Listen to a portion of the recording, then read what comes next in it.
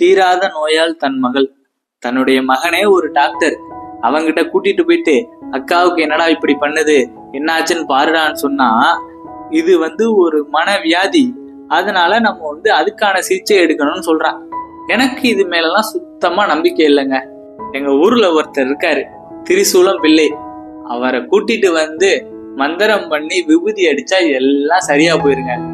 அதுக்காக தான் வீட்டுல ஒரு பொய்ய சொல்லிட்டு ஊர்ல ஒரு நிலத்தகராறு அப்படின்னு சொல்லிட்டு திருச்சிக்கு கிளம்பிட்டேன். ரயில் விழுப்புரம் சந்திப்புல நிக்குது. எல்லாரும் காஃபி விடுதிக்கு போறாங்க.